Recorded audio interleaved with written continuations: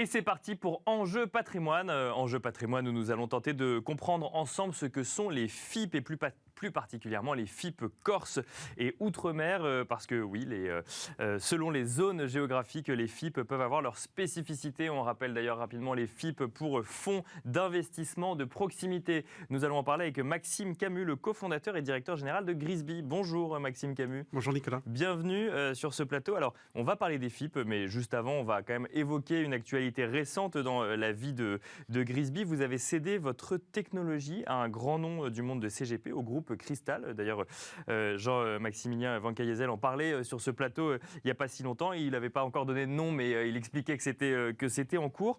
C'est très récent. Pourquoi ce choix de céder la technologie que vous aviez à un grand nom du monde des CGP ?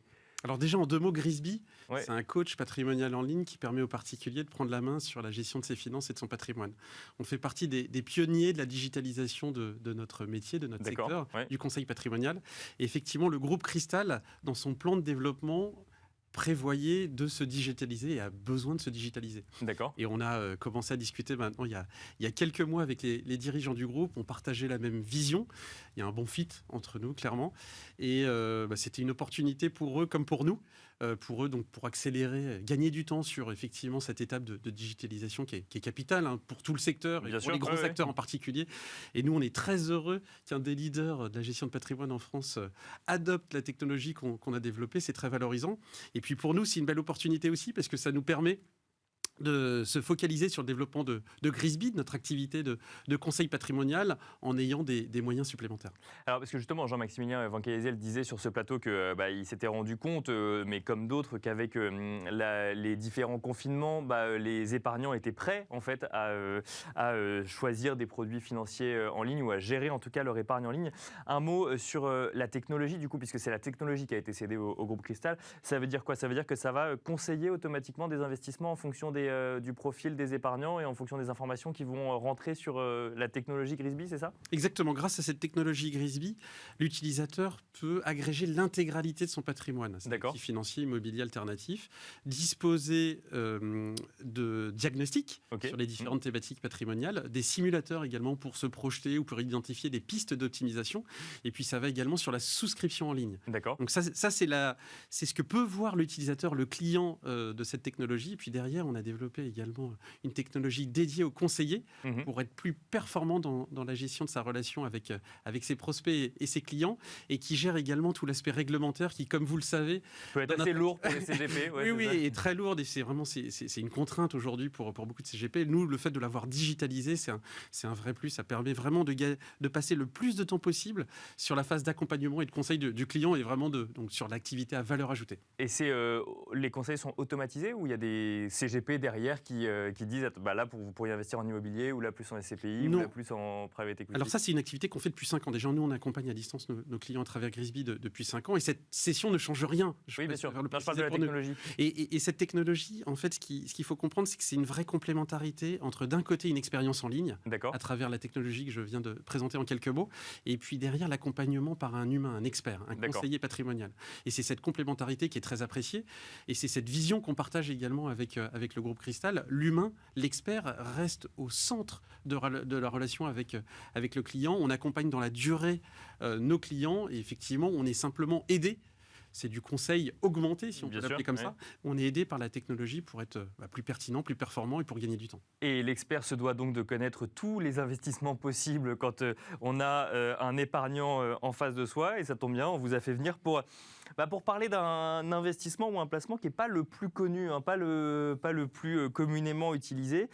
C'est déjà les FIP, les fonds d'investissement de proximité, mais alors plus précisément encore, les FIP Corse et d'Outre-mer, qui sont un peu plus récents que les fonds d'investissement de proximité initiaux. Est-ce que vous avez déjà des épargnants qui viennent vous voir en vous disant « je veux investir en FIP » et si c'est le cas, comment est-ce que vous leur expliquez ce que c'est qu'un FIP Corse ou un FIP Outre-mer ? Alors déjà, pour revenir, le FIP, c'est effectivement plutôt un produit qu'on pourrait qualifier de niche. D'accord. C'est effectivement pas un produit très grand public et qui ne s'adresse pas à tout le monde.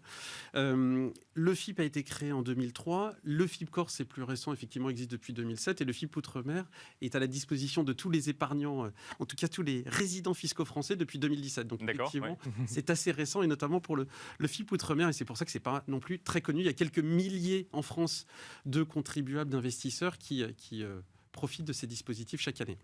Le FIP, c'est un dispositif de private equity. Ça permet d'investir dans ce qu'on appelle les sociétés non cotées, et plus particulièrement des petites et moyennes entreprises régionales. Ok. D'où de proximité, finalement. Et c'est exactement ça. Et les FIP Corse ont été créés en 2007 parce qu'avant 2007, aucune PME corse, et c'est bien dommage, n'avait pu profiter de ce dispositif. Oui, parce qu'il y avait une histoire de région adjacente. On pouvait investir dans la région voisine ou dans sa région. Et puis, comme la Corse est entourée d'eau, on pouvait mécaniquement pas investir en Corse. Et c'est la même chose pour l'Outre-mer. Bien sûr. Pour effectivement les départements et collectivités d'Outre-mer. Donc il y a les FIP Corse qui ont été créés en 2007, les FIP Outre-mer également, avec une incitation fiscale un peu plus intéressante. Aujourd'hui, les FIP, pour y revenir, si j'investis dans un FIP, je bénéficie d'une réduction d'impôt de 25% du montant que j'investis. D'accord. Avec un plafonnement. Si je suis une personne seule, je ne peux pas investir plus de 12 000 euros. En couple, plus de 24 000 euros. C'est le cas pour les FIP, FIP Corse ou FIP Outre-mer. Les FIP Corse et Outre-mer, c'est la même réduction d'impôt, mais elle est supérieure à 25%. Elle est aujourd'hui de 30%. D'accord. Donc voilà, si j'investis avant le 31 décembre de cette année, je pourrais bénéficier sur mon impôt sur le revenu de l'année prochaine d'une réduction de 30% du montant que j'aurais investi. Et comment on l'explique ça? C'est parce que pour inciter à aller investir plutôt en Corse ou en Outre-mer, c'est ça? Exactement, parce que sinon, il y a une diversification qui peut être moindre en Corse en particulier que dans le reste de la métropole. Et c'est pour soutenir tout simplement les PME corse ou les PME d'outre-mer. C'est ça, parce que c'est l'objectif initial des fonds d'investissement de proximité, c'est d'aller investir dans des PME ou des très petites entreprises locales à côté de chez nous qui n'ont pas forcément accès à des capitaux, évidemment parce qu'elles ne sont pas cotées, donc elles n'ont pas accès à des capitaux en bourse, mais ça leur permet pour réorienter en fait une partie de cette épargne vers ces commerces de proximité. Oui, il y a effectivement des critères d'éligibilité pour bénéficier de ce dispositif. Les FIP doivent investir dans des PME qui réalisent moins de 50 millions d'euros de chiffre d'affaires et qui ont moins de 250 salariés. D'accord. Ce n'est pas forcément des très petites entreprises, bien sûr, mais c'est effectivement pas les grandes PME et encore moins les grandes entreprises. C'est le maillage local. C'est le seul critère à respecter aujourd'hui, c'est le nombre de salariés ou le niveau de chiffre d'affaires? Non, il y en a d'autres. Un en particulier, normalement, ce sont des entreprises, sauf cas exceptionnel, mais ça, on ne va pas le préciser. Ce sont des entreprises qui doivent avoir moins de 8 ans. D'accord. Et alors, autre question sur les FIP Corse. Bon, on imagine que certains épargnants peuvent être passionnés de Corse et avoir envie d'investir qu'en Corse. Est-ce que quand je mets mon argent dans un FIP Corse, c'est intégralement investi dans des PME en Corse ou il y a une partie seulement qui est investie en Corse et le reste peut être investi ailleurs? Alors, il faut qu'il y ait à minima, pour le FIP Corse, 70% des FIP qui soient investis dans des PME corse. C'est un minimum, en général, que ce soit pour les FIP Corse ou les FIP Outre-mer, ça va au-delà, ça peut aller à 80, 90%, voire 100%, mais c'est à minima 70%. Le reste, en général, est placé sur des actifs monétaires, mais pas sur des PME d'autres localisations. D'accord, pour aller chercher un peu de garantie de capital quand même sur le reste, selon les stratégies des FIP. FIP Corse, FIP Outre-mer, même fonctionnement du coup, c'est juste la zone géographique qui change ou il y a des distinctions entre les deux? Non, le fonctionnement est équivalent. Après, ce qu'il faut avoir en tête, c'est que l'Outre-mer, un FIP ne peut pas être investi à plus de 25% sur un département ou une collectivité d'Outre-mer en particulier. D'accord. Donc il y a une diversification qui est un peu plus grande. L'Outre-mer bénéficie d'une diversification géographique plus importante. Il y a un peu plus d'habitants, il y a plus de PIB, il y a un peu plus de profondeur de marché, ce qu'on appelle de profondeur de marché. Il y a plus de PME qui sont éligibles à ce dispositif qu'uniquement en Corse, même si en Corse, il y a déjà de nombreuses PME éligibles. Et alors, quand vous discutez avec des épargnants de ces FIP Corse ou Outre-mer, déjà, est-ce que c'est une demande? Est-ce que c'est vous qui leur proposez? Dans quel cas? Et puis après, on parlera du fameux couple rendement-risque. On est obligé d'en parler pour tous les produits financiers. Évidemment. Alors, effectivement, et c'est le cas pour tout dispositif d'incitation fiscale, il ne faut pas investir dans un FIP uniquement avec pour objectif de réduire son impôt. Ça n'a pas de sens. Ça s'inscrit dans une logique de diversification de son patrimoine.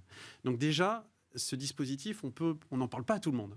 On parle uniquement de ce dispositif à ceux qui doivent diversifier, du coup. À ceux qui doivent ou qui peuvent diversifier, c'est-à-dire qui ont déjà constitué un patrimoine, qui ont un impôt sur le revenu significatif et qui ont envie de prendre du risque, parce qu'effectivement, c'est un actif, on y reviendra, mais qui est clairement risqué. D'accord. Okay. Donc ça ne s'adresse pas à tout le monde. Et puis après, c'est également un dispositif qui s'adresse à des particuliers qui veulent donner du sens à leurs investissements. Si j'investis dans un FIP Corse ou dans un FIP Outre-mer, ça s'accompagne d'une réflexion. J'ai envie de soutenir l'économie de la Corse ou de l'économie d'Outre-mer. Clairement, ça doit faire partie de la réflexion. On ne fait pas ça froidement. Donc, il faut qu'il y ait réduire son impôt. Un attrait finalement quand même pour la Corse ou l'Outre-mer, ou en tout cas une envie de soutenir effectivement le maillage économique local. La plupart du temps, c'est ça. Et c'est bon de l'avoir, de bien comprendre. Il faut comprendre le produit. Et puis, il faut avoir effectivement cette envie de soutenir l'économie locale de ces régions. Très rapidement, il nous reste quelques secondes. Le couple rendement-risque, vous nous avez dit, c'est clairement risqué. Ça veut dire que derrière, il y a des rendements au rendez-vous ? Oui, il y a des rendements au rendez-vous sur la partie risque, donc on est noté 7 sur 7. D'accord. Après, donc c'est clairement risqué. Oui, c'est clairement risqué. Après, on n'est pas sur des entreprises innovantes comme quand on investit à travers un FCPI, mais néanmoins, c'est vraiment risqué. Il peut y avoir des participations qui disparaissent, et là, on ne récupère rien. Même s'il y a plusieurs entreprises dans lesquelles les FIP investissent, évidemment, ils diversifient à chaque fois, mais il y a une prise de risque qui est importante. D'accord. En termes de rendement, ça peut être effectivement intéressant. Ça s'appuie beaucoup sur l'avantage fiscal. D'accord. Et puis derrière, on peut sortir en plus-value. Ce qui est intéressant, c'est au-delà sur la fiscalité, au-delà de la réduction d'impôt à l'entrée, sur les éventuelles plus-values, il y a une exonération de fiscalité à la sortie. Donc on supporte les prélèvements sociaux, mais on est exonéré de fiscalité à la sortie dans le cas d'éventuelles plus-values. D'accord. Il n'y a pas de garantie sur les plus-values, ni même sur la garantie du capital, évidemment. Mais c'est un produit de défiscalisation et en plus de diversification globalement. C'est ce qu'il faut retenir. C'est ce qu'il faut retenir. Merci beaucoup Maxime Camus, cofondateur et directeur général de Grisby, d'être venu nous présenter les FIP Corse et Outre-mer. Je vous dis à bientôt pour un nouveau décryptage.